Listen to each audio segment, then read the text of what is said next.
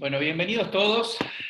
Muchas gracias por acompañarnos en esta iniciativa de charlas virtuales, de mini conferencias, en las que esperamos después tener un rato también de preguntas y respuestas sobre temas que en general nos interesan a todos los que navegamos y que ustedes mismos fueron votando en estos días para que podamos nosotros saber también qué era lo que más les interesaba.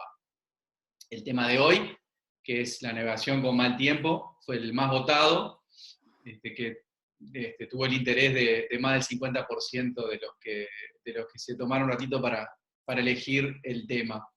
Así que esperamos que sea de interés de todos. Lo que voy a hacer, voy a empezar con una breve introducción y después voy a ver de vuelta un poquito la lista de participantes porque no tengo claro si les tengo que dar el acceso a todos o con la contraseña ya entran directo, porque estamos todavía con mucha menos gente conectada de la que se inscribió ahora en la tarde. Así que capaz que en unos minutos, si me acuerdo, voy a cortar para ver si quedó alguien en la puerta. Ahí veo, todavía está ingresando, ahí está Julio. Claudio, siguen entrando. Así que lo que voy a hacer, de momento voy a compartir un poquito mi pantalla para poder tener una presentación que es más divertido, más fácil de llevar que simplemente vernos las caras. Y después les pido un minutito para ver si quedó alguien afuera.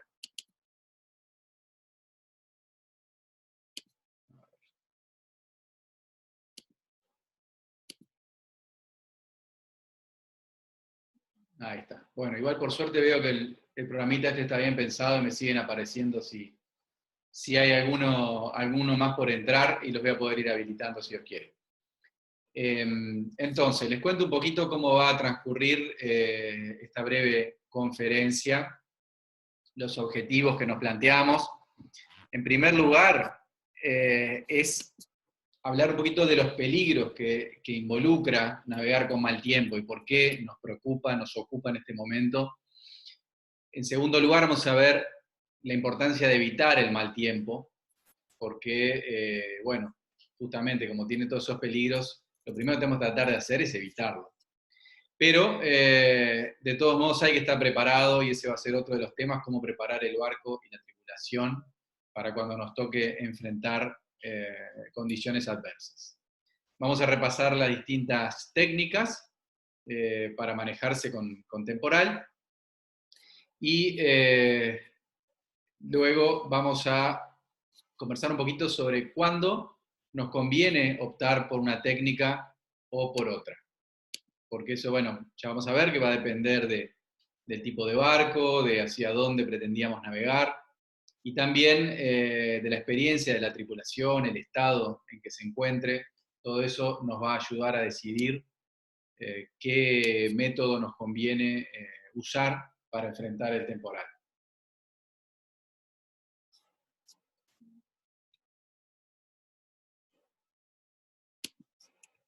Bueno, vamos a empezar a conversar entonces sobre cuáles son esos peligros de navegar con mal tiempo. La primera preocupación que quiero destacarles, no sé si es lo más peligroso, pero es por lo menos lo que a mí más me desvela, es el hombre al agua. Tiene que ser una obsesión para nosotros que nadie se caiga al agua. Caerse al agua en condiciones de mal tiempo es casi como perder un tripulante. Entonces, no tiene que existir esa posibilidad. Tiene que ser para los capitanes la prioridad casi que número uno, cuando uno sale a navegar, tener esa responsabilidad de chequear que nadie tome riesgos innecesarios. Y para eso, vamos en estas condiciones, y lo mismo cuando se navega de noche, cualquier condición que no sea ideal, hay que usar arnés, todos los que estén en cubierta, y tener buenas líneas de vida, que sea cómodo andar con el arnés, que no sea un lastre, que uno pueda caminar por la cubierta sin estar enganchándose y desenganchándose. Otro gran peligro es la costa sotavento. Como se puede apreciar en la imagen que les comparto aquí en la presentación, tener una costa rocosa a sotavento donde nos puede arrastrar un temporal es tremendamente peligroso. Por supuesto que una playa tampoco es agradable, nadie quiere naufragar, pero bueno, lo peor sería si son piedras o bueno, muelles, etc. Es otra cosa que nos tiene que preocupar mucho y va a depender también cómo enfrentemos el temporal, si tenemos o no esa costa a sotavento. Otro gran peligro de la navegación con mal tiempo es que el barco se tumbe o se dé una vuelta de campana, por todo lo que eso significa, ¿no? Que puede ser un desastre, de vías de agua, de barco desarmándose, de hombre al agua, tiene un montón de peligros asociados. Eso es una situación que normalmente solo sucede cuando hay olas muy grandes y rompiendo. En general tendría que ser de más de 4 metros, aunque hay casos en la zona de Colonia de barcos que han dado vuelta de campana con menos de eso, o sea que también hay que respetar nuestra zona habitual de navegación. Luego las vías de agua, hay que estar siempre atento a que no pueda entrar agua ni por cubierta, por tambuchos, ventanas, ojos de buey, etc. Siempre hay que mantener todo bien cerrado, incluso el tambucho de entrada, de pasaje del cockpit a la cabina, en condiciones de mal tiempo, es recomendable tenerlo cerrado. Y también hay que tener mucho cuidado con las tomas de mar, las mangueras, etc. Siempre al lado de cada toma de agua tiene que haber un espiche, un tarugo de madera que uno pueda rápidamente tapar una posible vía de agua. Después hay que estar muy atento a las roturas y al desgaste excesivo que suele acompañar navegar con vientos fuertes. Eso tiene que ser también una tarea permanente de chequeo. Y después está el problema que la propia tripulación tiene en estas condiciones, empezando por el mareo, que es lo más común, pero también es más fácil que alguien se golpee, es más fácil que uno entre en algún tipo de crisis nerviosa, o sea, hay muchas cosas que pueden pasar con la tripulación que son de las cosas que tenemos que tener cuidado cuando no tenemos más remedio que navegar en estas condiciones.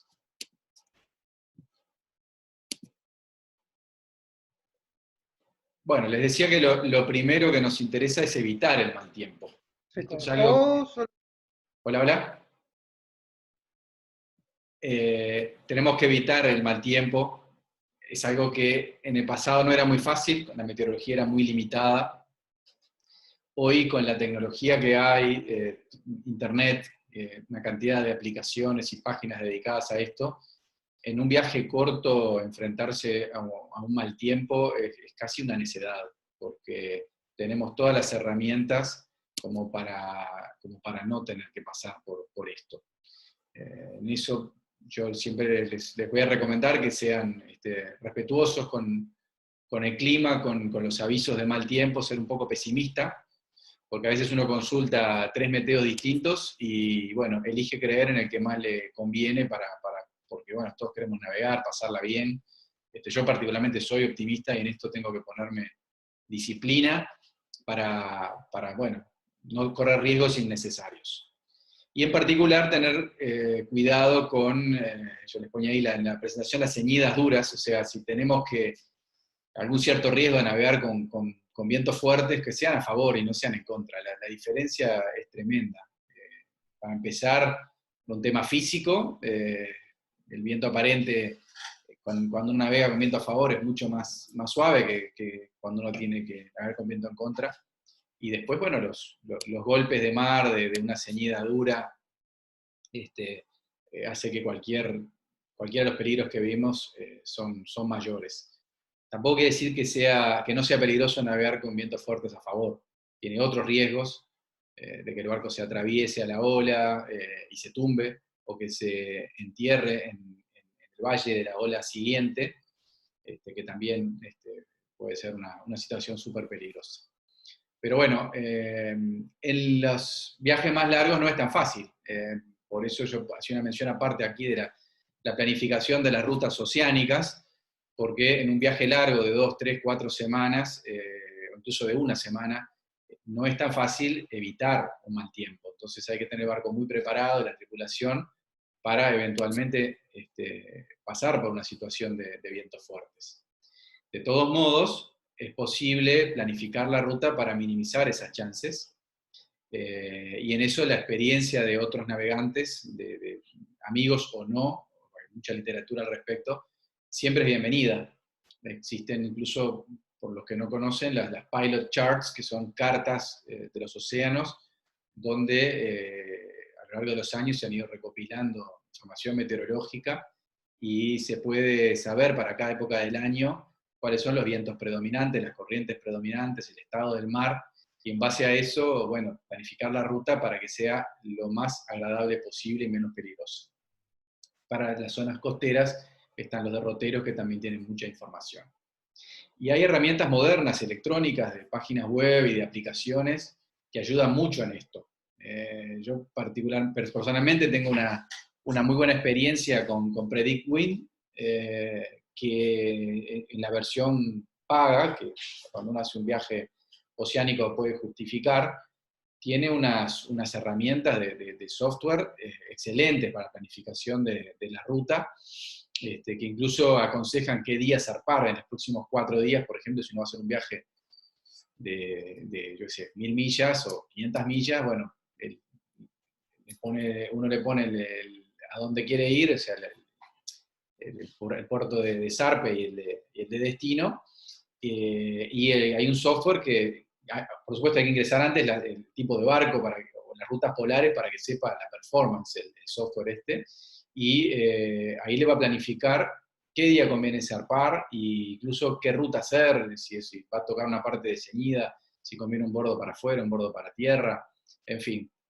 Hoy hay muchas herramientas para pasarla mejor en el mar y hay que aprovecharlas. Si el viaje es más largo, hay que pensar en actualizar esos meteos en el océano, con herramientas satelitales, o contar con algún amigo en tierra bueno, que todos los días chequee los meteos, la ruta, etc. A quien nosotros le reportamos la posición, nos estudia el meteo, nos da algún consejo, nos dice un poco lo esperable. Esas son las formas de pasarla mejor en cuanto a clima se refiere. Vamos a omitir un par de rezagados más. Y seguimos adelante. Bueno, en algún momento nos vamos a enfrentar al mal tiempo y para eso tenemos que estar preparados y tenemos que preparar nuestro barco. Quiero hacer una breve mención a elementos de seguridad, si bien las listas son grandes y seguramente todos las conocen, la prefectura los exige, pero quiero comentar sobre algunos de ellos. Por ejemplo, la balsa salvavidas, porque solamente se exige en Uruguay y en Argentina para los barcos oceánicos, y para el Río de la Plata no se exige. Sin embargo, la balsa es lo único que nos va a salvar en caso de hundimiento. Y no hace falta estar en el medio del océano para bueno, tener un accidente fatal si el barco colisiona. Incluso es mucho más fácil chocar con algo en el Río de la Plata que en el medio del océano. Acá hay muchos barcos hundidos, han habido cantidad de casos de barcos deportivos que se han ido al fondo. Y bueno, salvo en verano que uno puede tener un poquito más de expectativa, el agua es muy fría y las chances de supervivencia son bajas. Entonces, para lo que valen los barcos, a veces pensar que no tienen balsa me da un poco de escalofrío. Es como la gente a veces invierte en chiches electrónicos o en antenas satelitales de televisión y no tiene una balsa salvavidas. Entonces, creo que eso hay que repensarlo y por eso quería hacer una mención. Después quiero comentar sobre los arneses y las líneas de vida, porque bueno, ya les había dicho antes, me parece fundamental evitar a toda costa que alguien pueda caerse al agua. Y por último, una mención al fondeo, porque a nadie se le ocurre normalmente pensar el fondeo como una forma de un elemento de seguridad. Uno piensa el fondeo para cuando uno va atrás de una isla a comer un asadito con la familia. Pero un buen fondeo en el Río de la Plata, que tenemos bajos fondos en todo él, nos puede sacar de un apuro, sobre todo si tenemos costa sotavento. Puede ser una forma rápida de dejar el barco quieto y no tener que complicarse más mientras reparamos o esperamos que pase el mal tiempo, etc. Por supuesto, el movimiento es sumamente desagradable si uno tiene que fondear con olas. Pero bueno, simplemente recordarles que es una opción más. Después, en cuanto a los veleros, tenemos que pensar en tener velas para vientos fuertes. Hay muchos barcos que navegan solo con su mayor estándar y un guenoa a enrollar, y con eso no están preparados para vientos fuertes. las velas, aparte que son muy grandes, por más que se puedan achicar, mayor y genoa, sobre todo los genoa suelen ser muy finos para viento fuerte y es muy fácil que se rifen, que exploten, que se deformen mucho, y por eso es que hay que tener alguna vela más de viento, sobre todo velas de proa. Yo acá le estoy mencionando tres nombres que supongo que ya les son familiares. El foque, referimos a una vela de trabajo para vientos relativamente fuertes que va en el stay de proa. La trinquetilla es parecida, pero va en un segundo stay, un poquito más a popa del stay de proa, que tiene la practicidad de que no tenemos que arriar el genoa, si es un genoa de enrollar. Si tenemos un stay de trinquetilla, podemos poner una vela de viento o un tormentín sin tener que arriar el genoa. Eso es realmente es algo que para barcos de, digamos, más de 37 pies es casi imprescindible, sobre todo si van a ser océano. Para barcos más chicos a veces es difícil de resolver, pero lo más aconsejable es algo para barcos de océano puro, que ahí lo mejor es una trinquetilla fija. Para los que vamos de vez en cuando al océano, tener una trinquetilla desmontable es lo más práctico.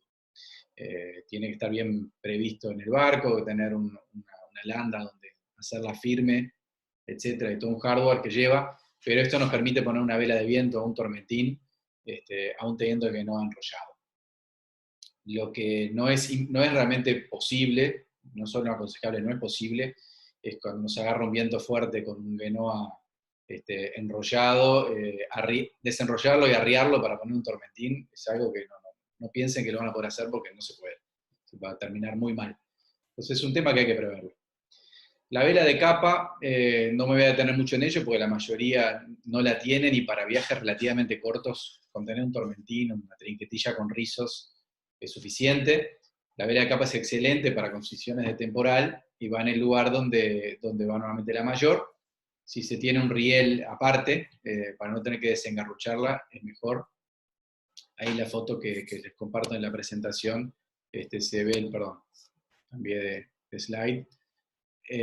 Se ve un barco navegando con tormentín y con mayor de capa para ilustrarlo. Perdón, tormentín, sí, tormentín en un stay de trinquetilla. Es un barco de la regata alrededor del mundo amateur. En cuanto a los barcos a motor, tienen menos opciones, menos herramientas a la hora de enfrentar un temporal.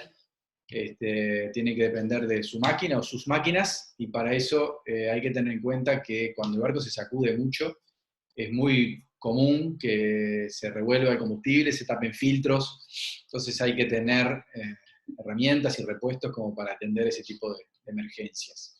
Y fundamental, bueno, disminuir la velocidad a la mínima necesaria para ir pasando las olas, y no exponer el barco a golpes fuertes, etc. Después es importante tener una rutina previa a zarpar en cualquier viaje, no tiene por qué ser un viaje donde se prevea mal tiempo.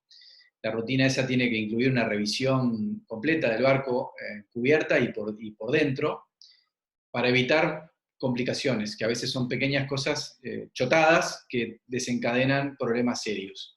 Por ejemplo, que no haya tambuchos abiertos, ojos de buey, etcétera, que adentro esté todo trincado, que no haya cosas que salgan volando. Hay que pensar, cuando uno sale a navegar, que el barco va a escorar, se va a sacudir.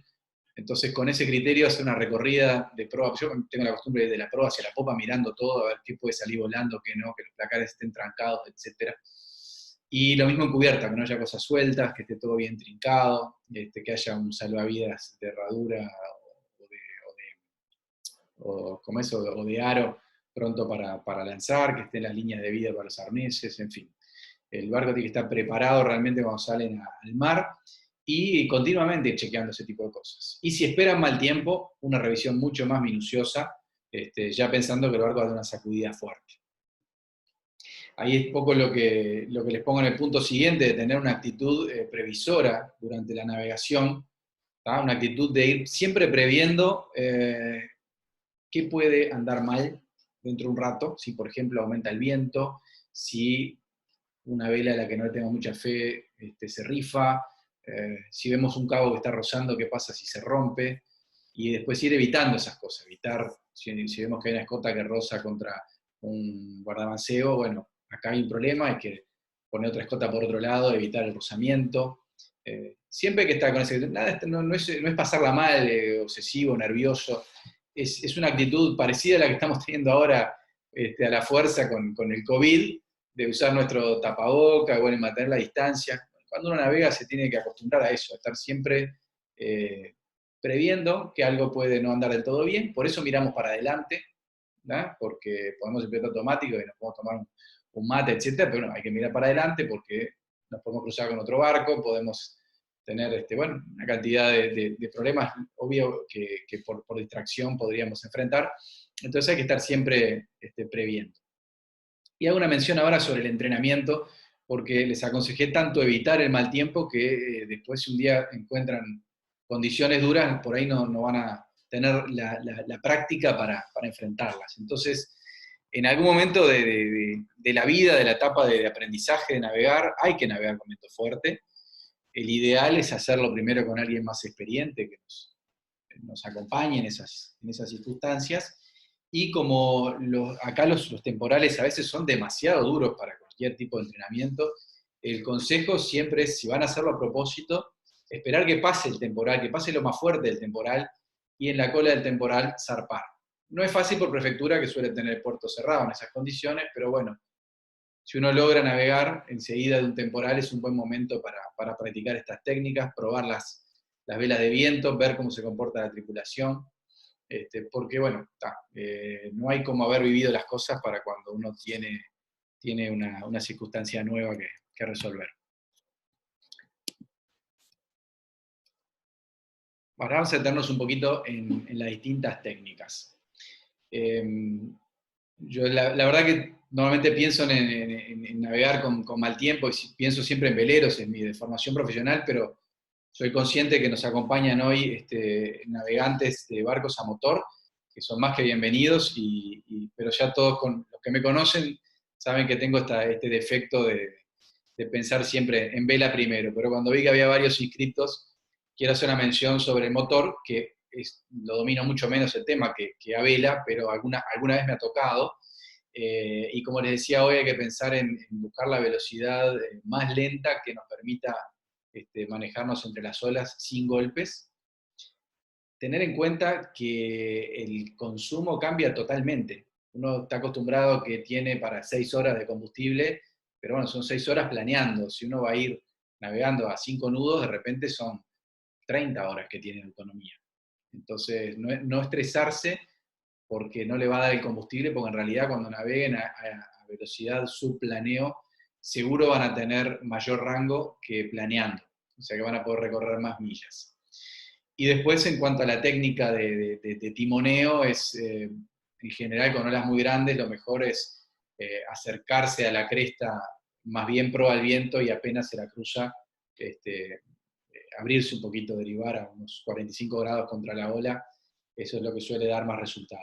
Y tener el acelerador en la mano en las embarcaciones más chicas ayuda también a mantener una velocidad constante. Yendo ya a los veleros, las técnicas varían según la intensidad del temporal, según hacia dónde querramos ir. Después vamos a ver un poquito más al detalle cuándo conviene cada una, pero vamos a seguir el orden que tengo aquí en la presentación para hacer un breve repaso. Ponerse a la capa se refiere sobre todo cuando nos ponemos al pairo con las velas de tormenta o en condiciones de tormenta, se le suele llamar ponerse a la capa. Eso es como se ilustra en este dibujo que le robé a esta página web Navegantes Oceánicos, por eso le pongo ahí un agradecimiento, porque estaba muy clarito. Tenemos que tener un foque o tormentín acuartelado, o sea, como si después de una virada uno no soltara la escota, y la mayor de capa o una mayor profundamente rizada, como si estuviéramos ciñendo, y ahí se puede dejar la caña, ahí dice caña barlovento, pero está mal, eso es el timón a orzar, la caña, si fuera una caña estaría sotavento, la rueda, en este caso, en este dibujo, estaría toda para babor, hay que poner el timón a orzar, y eso, ¿qué nos permite esta condición, esta técnica? Nos permite no tener que timonear y poder ocuparnos de otras cosas en el barco, porque el barco queda muy estable en unos 45, 50 grados contra el viento, yendo mucho más para el costado que para adelante. En general avanza alrededor de un nudo y deriva para el costado 2 nudos o más. Entonces, esa deriva va formando un remanso, como dice ahí a Barlovento, aplana el agua como si uno le echara aceite. Es increíble lo que el movimiento del barco se tranquiliza en estas condiciones. Yo les recomiendo enfáticamente que lo prueben, incluso no en condiciones de temporal. De ponerse al pairo, o sea, no va igual con Genoa. Cualquier momento que estén navegando, viren y dejen el Genoa acuartelado y esperen un rato, dejen el timón a orzar y van a ver cómo el barco queda absolutamente calmo, tranquilo. A veces uno usa esa técnica para cocinarse una buena comida, cuando estaba a los golpes y no podía. A veces para ir al baño más cómodo, en fin, para hacer una reparación. Tengan en cuenta esa técnica cuando naveguen, porque pierden unas millas, pierden un poquito de tiempo, pero a veces es súper bienvenido. Y en temporal es una de las técnicas más recomendadas. Otra opción es correr el temporal, es ir a favor del temporal, navegando, barrenando olas, de esa forma bajamos el viento aparente. Eso lo que exige es timonear todo el tiempo, a diferencia de ponerse a la capa que uno lo libera del timón. Hay que timonear permanente y muy concentrado, estar mirando las olas para tratar de que nos agarren siempre por la popa y uno pueda realmente barrenarla. Luego orzar al final de la ola para no clavarse en el seno de la ola siguiente. Entonces es muy exigente para el timonel. Condiciones en que son muy difíciles de timonear. Hay que tener un recambio de timonel en lo posible para después de unas horas, o de una media hora si está muy duro. Entonces es exigente. Y en los barcos más antiguos es muy fácil, que el barco se atraviese cuando está bajando la ola, entonces tiene sus riesgos. Para eso a veces pasamos a la siguiente técnica, que es la de remolcar estachas o remolcar un ancla de mar. Una manera muy fácil de hacerlo es poner un cabo largo, el cabo más largo que uno tenga de fondeo, en U, por ejemplo, agarrado a los 2 molinetes del cockpit, arrastrando por la popa, porque lo que buscamos es frenar la barrenada desde la popa para que el barco pueda mantener su rumbo con más control y no tienda a atravesarse a la ola. Después está la opción de capear a palo seco. Esta es menos recomendable, pero bueno, a veces cuando las condiciones son absolutamente insoportables y ya no hay ni velas que aguanten, etc., bueno, eso es arriar todo, tratar de que el barco no quede demasiado otra vez a la ola, o sea, ayudarse un poquito con el timón a orzar, y bueno, cerrar todo, meterse adentro y que sea creyente que rece, porque bueno, vamos a tratar de que la cosa pase rápido sin mayores daños. Pero es otra de las técnicas descritas en todos los libros, porque bueno, a veces no hay más remedio que llegar a eso. Por último, el ancla de paracaídas, que es un poco más moderno que estas otras técnicas, es algo que, no sé, hace 30 años más o menos que se desarrolló, es una especie de paracaídas, que en Escocia se usa un cabo bien largo, 4 o 5 esloras, se tira por la proa, y eso es parecido a quedarse a palo seco, pero te asegura que la proa queda más y mejor enfrentada a la ola, y bueno, es casi imposible que ocurra una tumbada. Pero los golpes, los tirones son fuertes, no es así nomás. Y si uno tiene ancla de paracaídas, tiene que hacer el ejercicio de probarlo, y cómo la va a recoger después. Hay que tener una línea para recogerlo, o estar preparado para perderla. Vamos un poco entonces a ver cuándo conviene cada técnica. Yo hoy les comentaba algo, bueno, que depende hacia dónde tengamos que ir y si hay una costa sotavento, ver si tenemos la opción de correr el temporal o no.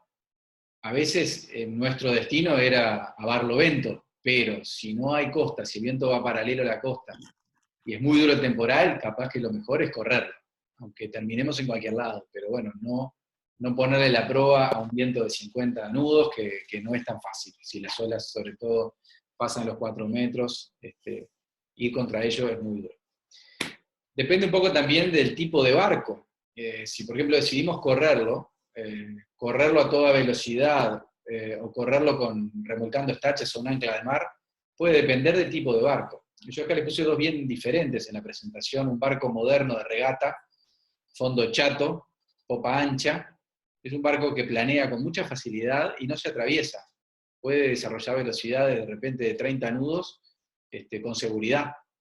Entonces es un barco candidato a correr el temporal, de repente con un tormentina, ahí en la foto se ve que están de regata y además llevan una mayor rizada, pero de repente con tormentín solo va fantástico. Y un barco antiguo, de quilla corrida, cualquier barco que tenga la popa angosta, el casco muy redondo, va a tender a atravesarse cuando empiece a barrenar. Y esa atravesada es muy peligrosa. Entonces, en esos casos, realmente es aconsejable arrastrar algo, aunque tengan que enfrentar algún golpe de mar por la popa, frenar esa barrenada y estabilizar la popa. Y yo les mencionaba acá también que depende de la experiencia, del estado de la tripulación, porque hay veces que correr un temporal, por ejemplo, si no tenemos un timonel experiente o la tripulación está absolutamente toda fundida, esta opción no existe. Y ahí realmente hay que pensar en ponerse a la capa o incluso capear a palo seco. Bueno, y por ahí termina esta breve exposición, que lamentablemente no ha sido tan breve porque uno se entusiasma charlando, pero quedo abierto a las preguntas que ustedes quieran, a ver si podemos evacuarlas. Van a tener que abrir sus micrófonos previamente. Álvaro, no sé si me escuchás. Sí, Diego. Diego Neri. Diego Neri, ¿cómo estás, Diego? Bien, ¿y vos? Adelante con tu pregunta. Si podés mencionar algo acerca del piloto automático o piloto de viento y las alternativas que hay, un poco comentar, bueno, generalidades. ¿Cómo no? Muy buena pregunta, Diego. Muy buena pregunta. Todos los que navegamos, sobre todo los veleristas, apreciamos muchísimo el piloto automático, porque es lo más práctico que nos permite liberarnos de timonear todo el tiempo. Pero la realidad es que con viento fuerte son pocos los que realmente pueden mantener el rumbo, sobre todo con mucha ola y con olas de popa. La mayoría son capaces de mantener el rumbo dignamente en una ceñida. No van a esquivar la ola, no van a hacer ese jueguito que hablamos hoy de cuando está subiendo, la ola está arrimándose hacia la proa del barco, enfrentarlo más orzado hacia la cresta y después derivar. Eso lamentablemente no lo va a hacer un piloto automático, pero lo va a llevar dignamente. Pilotos automáticos, electrónicos, que lleven un barco navegando en popa con olas grandes, son pocos. Tienen que estar realmente muy bien diseñados. Los usan seguro en los barcos que corren regatas alrededor del mundo en solitario o de a dos, pero para la mayoría de los que navegamos no tenemos esa opción, porque además requiere que el barco sea parecido al que yo les mostré hoy en la foto, un barco con un casco planeador, con el fondo plano, con la popa ancha, porque la mayoría de los veleros de crucero tienen una tendencia a tangonear y atravesarse cuando van corriendo olas, que a los pilotos automáticos no les da la velocidad ni la fuerza para llevarlos. Por eso yo les hablaba de la importancia del timonel fresco. Ya te atiendo tu pregunta, pero quiero terminar una cosita, Marcelo, por esta pregunta de Diego, con respecto a los timones de viento, porque ahí sí les voy a decir que mi experiencia personal, por lo menos, es que es mucho mejor mano un timón de viento en esas condiciones que un piloto automático. Porque bueno, para empezar que no tenés problema de consumo de energía, que te vas a quedar sin batería, etcétera, todas esas cosas que pasan normalmente en estas condiciones, sino que tiene muchísima más fuerza, ¿no? Un buen timón de viento, sea un Aries, un Monitor, todos aprovechan la fuerza de la velocidad del barco para generar fuerza que mueva el timón, y realmente cuanto más fuertes sean las condiciones, mejor timonean. Algunos, como el Monitor que les mencionaba recién, y el Aries también, tienen la virtud de cuando la ola tira la popa para un lado, automáticamente la pala que está en el agua sufre un movimiento fuerte que hace la timoneada compensatoria. Realmente andan muy bien. Se han dejado de usar porque son caros, son aparatosos, y con las popas mediterráneas y las plataformas se llevan horrible. Pero la verdad que son un buen aliado para la navegación oceánica. Adelante, Marcelo, tenías una pregunta. No, más que pregunta, quería un poco un comentario sobre lo que vos hacías del piloto automático, que es imposible incluso el timing del timón para poder mantener el rumbo, o sea, el barco iría permanentemente de un lado a otro, la misma ola lo cruza, ¿no? Eso lo tengo experimentado. Con viento de aleta, popa, el piloto automático es inllevable. Sí, es muy difícil, no te llega nunca a anticiparlo en lo que necesita, incluso en condiciones de buen tiempo. Si uno quiere llevar el barco a la máxima velocidad, por ejemplo, realmente es difícil que el timón automático lo... El jugueteo con la ola es imposible. Sí, sí, es verdad. Tal cual. Estamos de acuerdo. Ahora, frente a una situación normal, esperable, el piloto automático, que es más o menos lo que todos tenemos, como vos decís, ¿alguna diferencia con el hidráulico, digamos, frente a la fuerza? O sea, en caso de tormenta, quizás el hidráulico o de mayor viento responde mejor, ¿es correcto? Es correcto, el hidráulico es más fuerte, es más rápido en general, solo tiene el defecto de ser más caros y consumir más energía, o los dos defectos, pero la performance es mejor. Igual, mi experiencia es que en barcos relativamente modernos que necesitan una respuesta rápida del timón, yo nunca encuentro que tengan la velocidad suficiente como para timonear bien en condiciones de correr olas. Me encantaría experimentar en todos estos barcos que corren en solitario cómo hacen hoy día para manejarse con el piloto automático, porque la verdad que a mí nunca me ha ido tan bien como para decir alcanza y con esto me voy a dormir tranquilo.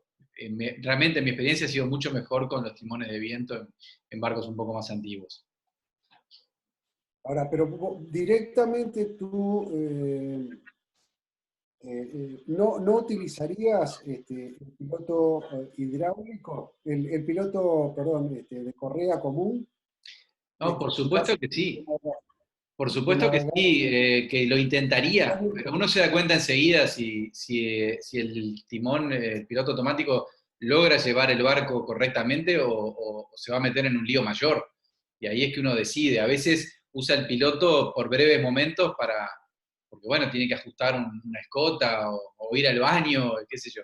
Pero volvés al timón a, por lo menos estar muy a mano porque el barco se atraviesa. Vos estás hablando de una situación de tormenta, ¿no? Sí. De tiempo. Pero, digamos, vos estás preparando una travesía oceánica, perfectamente podés, ante una situación esperable y normal, un piloto automático de correa común y corriente. Sí, sí, por supuesto. O tú no te aventurás, digamos, con un piloto de estas características. ¿Entienden lo que pregunto? Sí, sí, es más, digo, yo le tengo bastante confianza hacia los pilotos electrónicos modernos, si están bien dimensionados, nunca navegué con un piloto subdimensionado en el océano. No, lógico.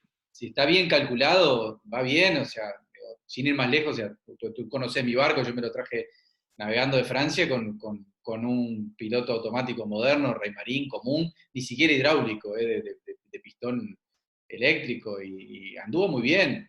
La única limitante es que, bueno, cuando uno quiere ir a veces a máxima velocidad con Spinnaker, qué sé yo, bueno, no llega a tironear No, lo suficientemente bien, pero funciona. claramente, claramente. De acuerdo, gracias. Gracias a ti. Álvaro. Sí, adelante, Roberto. ¿Qué decís, Álvaro? Buenas noches. ¿Qué tal?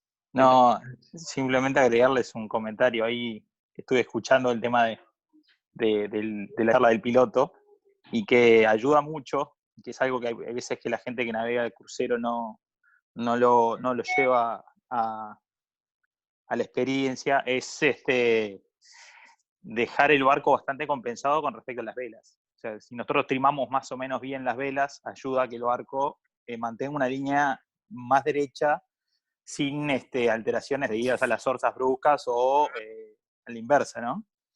Pero es un detalle que no es menor para colaborar con el timonel, que en este caso es el piloto. Muchas gracias, Roberto. Excelente tu aporte. Vos se nota que estás más en la instrucción de vela que yo. Que a veces doy por sentado que el barco va a estar perfectamente trimado y muchas veces no es así. Uno lo ve en los barcos que se cruza, que a veces van con la mayor sobrecasada, que no afilado, etc. Fundamental lo que dice Roberto, que el barco esté bien trimado, bien equilibrado, que el timón haga el menor esfuerzo posible. Hay que ayudarlo también al piloto automático a que lleve bien el barco. Sí, lo mismo con la escora, si el barco está escorado más de lo que debe para navegar, va a tener una tendencia a orzar terrible. Bueno, eso es lo primero que hay que hacer. Gracias, Roberto.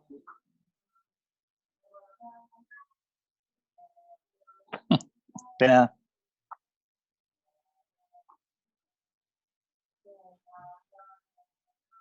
Lo que pasa es que Roberto, con ese entorno que tiene, claro, tiene también una cara. Bueno. Roberto, ¿podés apagar la cámara? Sí. Álvaro, Sí, adelante, Tomila. justamente cuando hicimos la lista de los temas del temario a tratar, uno de los temas también que habíamos puesto era trimado de velas. Que bueno, por una cuestión de votación de público salió este tema primero, pero que también está a la orden y seguramente lo charlemos más adelante, el tema justamente de trimado de velas para lograr un equilibrio y una performance más rápida del barco en todos los rumbos, ¿no? Simplemente acotar eso. Sí, perfecto. Gracias, Tommy. Sí, capaz que muchos pensaron que nos referíamos a trimado para regata. La mayoría de nuestros clientes, seguramente de los participantes de estas conferencias, sean de navegantes de crucero, pero el trimado de velas es muy importante también para eso, para poder navegar bien en crucero con seguridad y, por ejemplo, no forzar el piloto automático.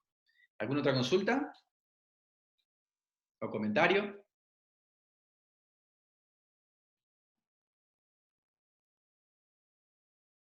Muy interesante la charla, les agradezco haberme permitido participar. Gracias a ti, Marcelo, es un placer. Desde Buenos Aires.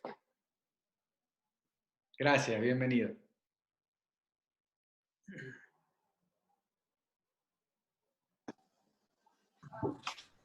Muy linda la charla, muchísimas gracias. De Muy nada, interesante. un placer. Gracias, Álvaro. Saludos a todos. Gracias, Álvaro. Excelente la charla, Álvaro. Si Dios quiere, nos veremos el jueves que viene. Los esperamos en la próxima charla. Pueden seguir votando los temas y bueno, vamos a ver. Hasta ahora el segundo más votado era navegación oceánica.